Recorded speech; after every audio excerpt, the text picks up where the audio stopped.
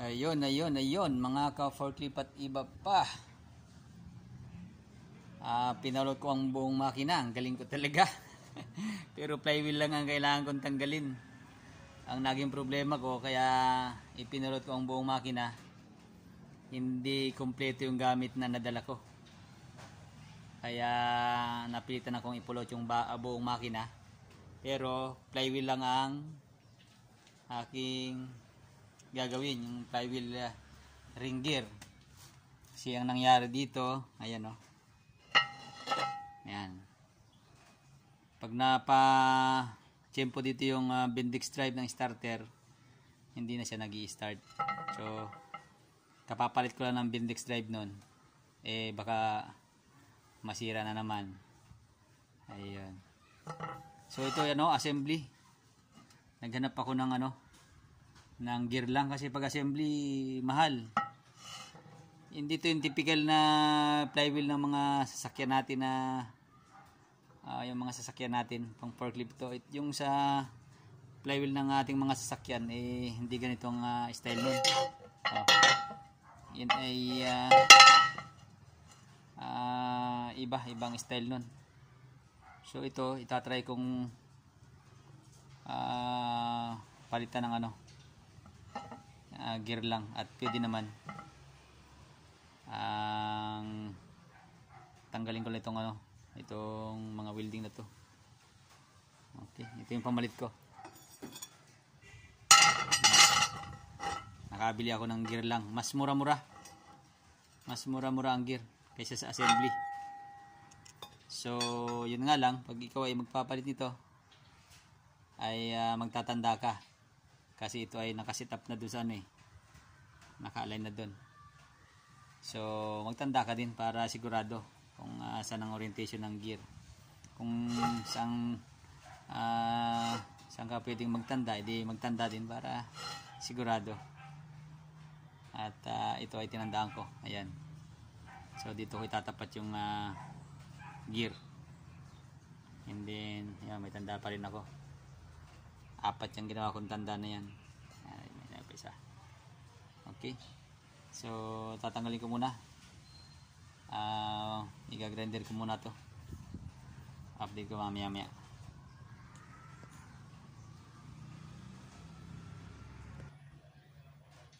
Ito na grinder ko na.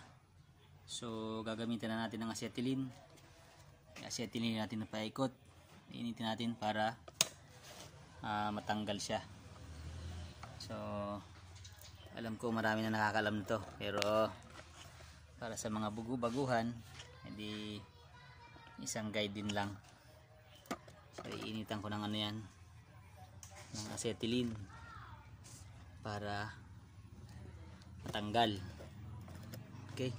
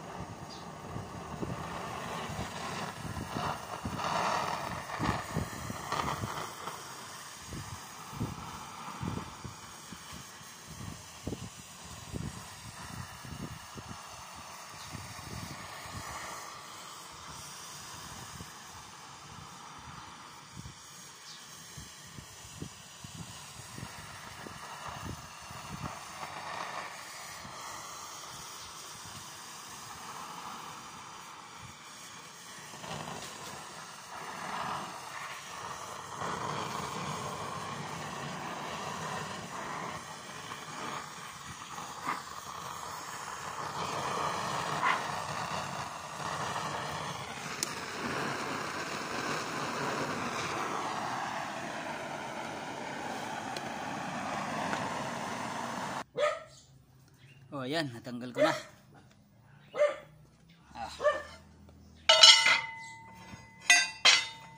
Natanggal na. Okay. So, ikakabit ko naman. So, ganun lang pagtanggal niyan. iinitan.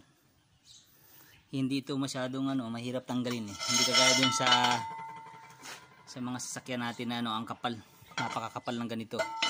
Napakahirap tanggalin. Ito kaunting init lang, tanggal na agad. So updated pa mamaya. Magkakabit ko naman nung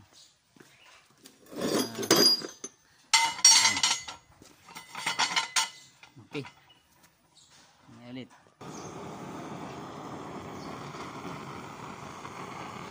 Initan ko ulit para medyo pumakas siya, para ayun nangangat yan para pumasok.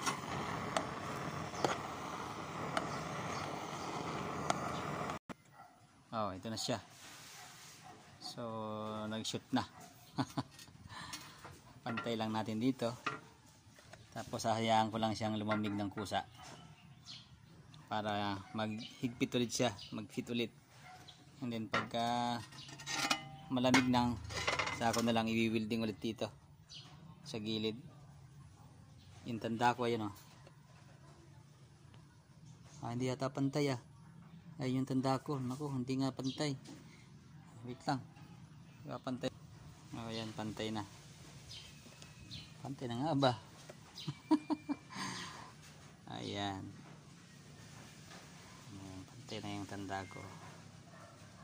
Okay, i-welding ko na at medyo malamig na.